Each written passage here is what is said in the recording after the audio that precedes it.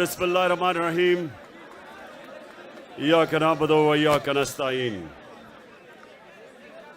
अच्छा, अब नीचे तो वो नहीं देख सकते वो नहीं तो तुम मैं ये चाहता हूं, एक मिनट खामोश। शुक्रिया शुक्रिया, समझ गया, बहुत शुक्रिया। अच्छा सुने सुने सुने प्लीज। अच्छा जी, मैं ये चाहता हूं कि बड़ी खामोशी से जो मैं आज आपके पास एक पैगाम लेके आया हूं,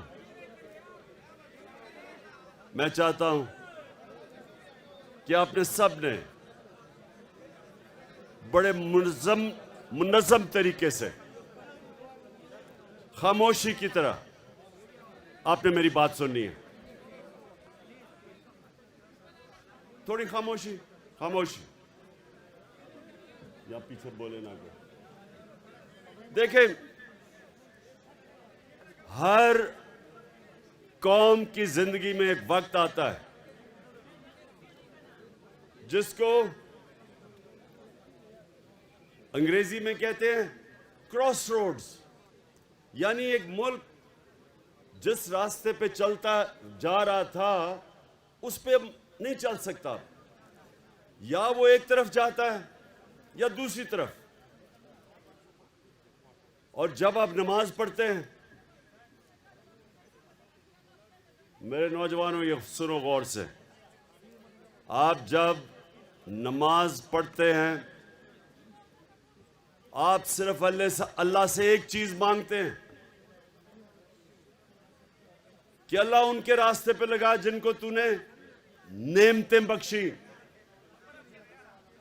उनके रास्ते पे नहीं जो अपनी तबाही के रास्ते पे चले गए।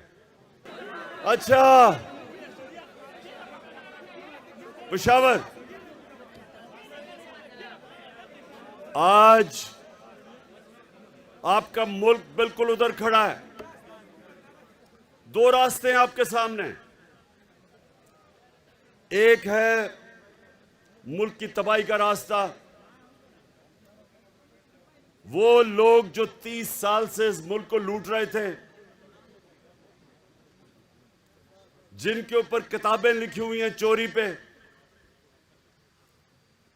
इनके ऊपर डॉक्यूमेंट्री, बीबीसी की डॉक्यूमेंट्री बनी हुई है इनकी चोरी के ऊपर। ये जरदारी खानदान और नवाज शरीफ खानदान, ये 30 साल से चोरी कर रहे हैं। मैं जब 26 साल पहले पॉलिटिक्स में आया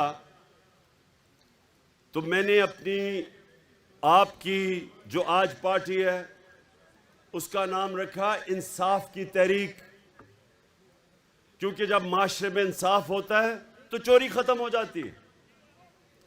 करप्शन उस माशरे में होती है जिधर इंसाफ नहीं होता, जिधर कानून की हुक्मरानी नहीं होती। तो जब मैं आया था पॉलिटिक्स में, मैं इन दोनों खानदान को जाती तौर पे जानता था।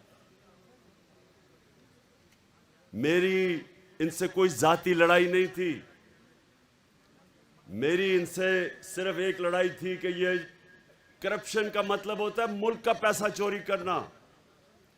चोरी होती है जब किसी के घर में चोरी हो, तो ये मुल्क का पैसा चोरी जब करते हैं करप्शन, वो मुल्क को तबाह कर देती है। आज दुनिया में जितने गरीब मुल्क हैं सबका एक ही मसला है, वहां जरदारी और शरीफ, नवाज शरीफ टाइप लोग बैठ के मुल्क का पैसा चोरी करके बाहर ले जाते हैं और वो मुल्क तबाह हो जाता है, वो मकरूज हो जाता है। सो सुने, आज जो लोग पहले जनरल मुशर्रफ ने इनको बचाया, अपनी कुर्सी बचाने के लिए इनको एनआरओ दिया। एनआरओ का मतलब इनकी सारी चोरी माफ कर दी। वो मुशर्रफ कर ही नहीं सकता था, क्योंकि चोरी तो पाकिस्तान की कौम के पैसे की चोरी थी, उसकी जाती चोरी तो थी नहीं। उसने पहले अपने आप को बचाने के लिए उसने इनकी चोरी माफ की। अमेरिकनों ने बीच में पड़े, कॉन्डोलीजा राइस, वो जो सेक्रेटरी ऑफ स्टेट थी, उसने अपनी किताब में लिखा कि मैंने मुशर्रफ को और जरदारी को इकट्ठा किया और मैंने मुशर्रफ से इनको एनआरओ दिलवाया। इन दोनों चोरों को एनआरओ मिला, इनके केसेस माफ हुए, ये वापस आए और 10 साल में इन्होंने, सुने जरा, 10 साल में इन्होंने 4 गुना पाकिस्तान का कर्जा बढ़ाया। 2008 में 60 साल में पाकिस्तान का जो कर्जा था वो 6000 अरब था। ये सुन ले जरा, और नौजवानों मैं चाहता हूं कि ये आप ज़हनों में डाल लें कि आप किसके लिए लड़ रहे हैं, आप किसके लिए जहाद लड़ रहे हैं, तो आपको पहले समझ आए कि मुल्क से हो क्या रहा है। 6000 अरब से हमारा कर्जा चढ़ के 10 सालों में 30,000 अरब पे गया। 4 गुना पाकिस्तान का कर्जा बढ़ा सिर्फ 10 सालों में। 60 सालों में जितना कर्जा लिया था इस मुल्क ने, इन्होंने अपने 10 साल में 4 गुना पाकिस्तान का कर्जा बढ़ाया। जिसका नतीजा क्या हुआ, जब हम आए 2018 में, तो जितना भी हमने टैक्स का पैसा इकट्ठा किया था, आधा पैसा चला गया इनके लिए हुए कर्जों की किस्तें देने पे। आधा पैसा उधर चला गया। तो मुल्क कैसे चलाते हैं, कैसे हम लोगों की खिदमत करते हैं, सड़कें बनाते हैं, स्कूल बनाते हैं, अस्पताल बनाते हैं, क्योंकि आधा पैसा तो इनके लिए हुए कर्जों पे चला गया, किस्तों पे। अब हमें लोगों ने वोट दी 2018 में इन 2 चोरों के खिलाफ, हम इलेक्शन जीत के आए। ये दोनों बार भाग गए, ये नवाज शरीफ बार भाग गया, इसहाक डार बार भाग गया, इनके बेटे बार भाग गए, नवाज शरीफ के, शहबाज शरीफ के दोनों बेटे आज बाहर हैं। क्यों बाहर हैं? क्योंकि ये डरे हुए थे। कर्जे इनके ऊपर, इनके दौर के केसेस बने हुए थे चोरी के।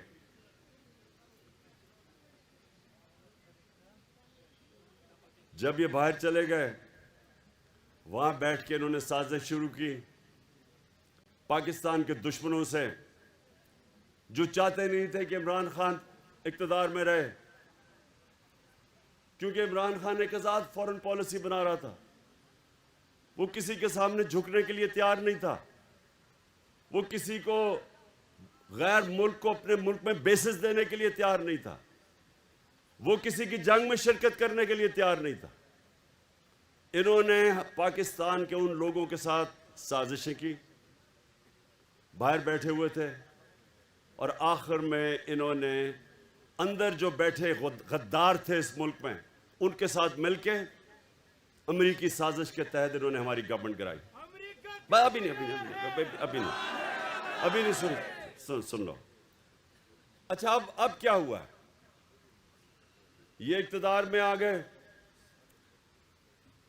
20-25 करोड़ रुपए इन्होंने हमारे लोगों को दिए चोरी के पैसे से, और गवर्नमेंट गिरा दी। अब जब ये अब इक्तदार में आए, इन्होंने सबसे पहली बात की कि जी इमरान खान ने महंगाई बहुत की है और हम महंगाई के लिए इसको गिराना चाहते हैं। तो नौजवानों, ये खास तौर पे आपने सुनना है, ये जब इक्तदार में आए, ये आज रिकॉर्ड के ऊपर है कि 50 साल में जो सबसे ज्यादा इस मुल्क में महंगाई हुई वो इन 4 महीनों में हुई। एक चीज कहते हैं सेंसिटिव प्राइस इंडेक्स, मतलब ये जो आम आदमी के लिए जो कीमतें, जो आम आदमी को सबसे तकलीफ देती है, मसलन आटा है, बिजली है, ये जो चीजें जो सबसे ज्यादा आम आदमी की जिंदगी में मुश्किलात पैदा करती है, कहते हैं सेंसिटिव प्राइस इंडेक्स, SPI।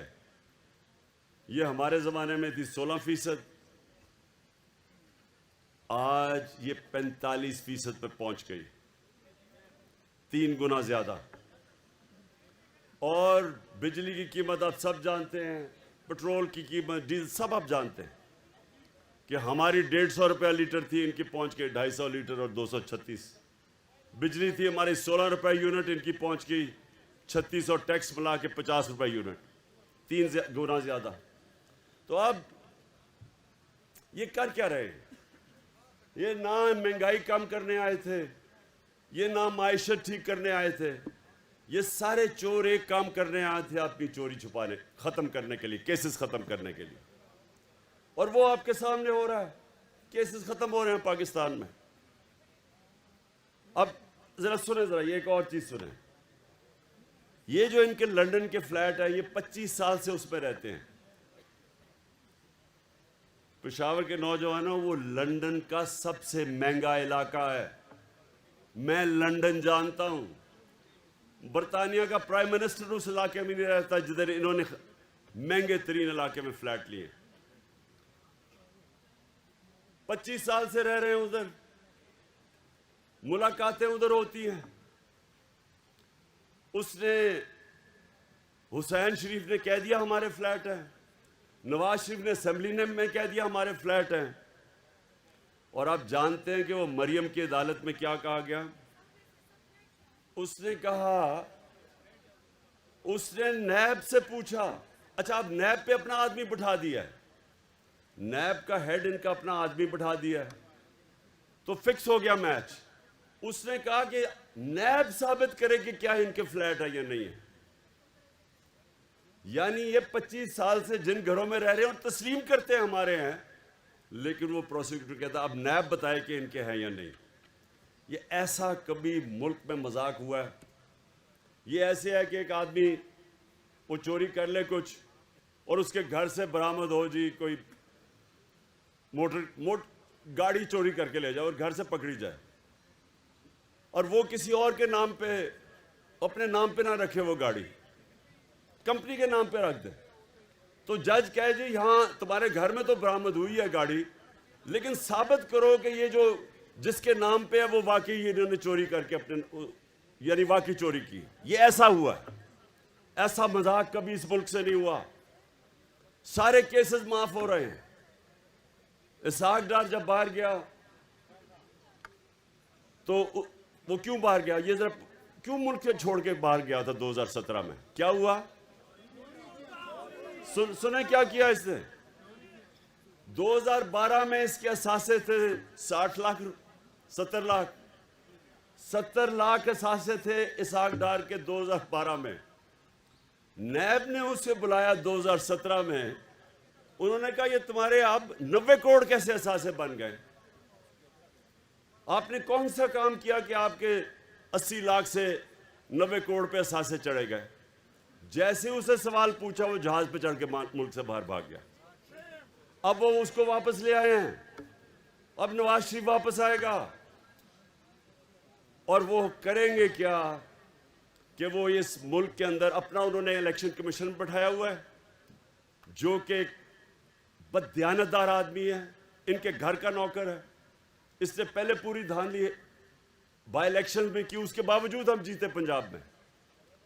अब इनकी कोशिश ये है कि ये यहां ऊपर बैठे, तहरीक इंसाफ के खिलाफ केसेस करें, इमरान खान को किसी तरह डिस्क्वालीफाई करें या किसी तरह उसको जेल में डालें।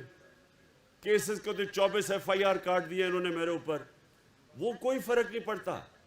लेकिन एक और ना हो ना, बस बस बस ना बस अभी नहीं, अभी मैंने आपसे सवाल पूछ रहे हैं, आपकी कोई भी आपके सवाल हो। अच्छा सुन ले जरा, पहले मैं यहां पर आपको कहने की क्या कोशिश कर रहा हूं, ये जो अब वक्त है ये सियासत का वक्त अब नहीं है, ये अपनी मुल्क की हकीकी आजादी की जिहाद का वक्त है। ये जो अब मैं आपकी तैयारी करवा रहा हूं, ये जो आपकी तैयारी है, ये अपने मुल्क के मुस्तकबिल को बचाने की तैयारी है।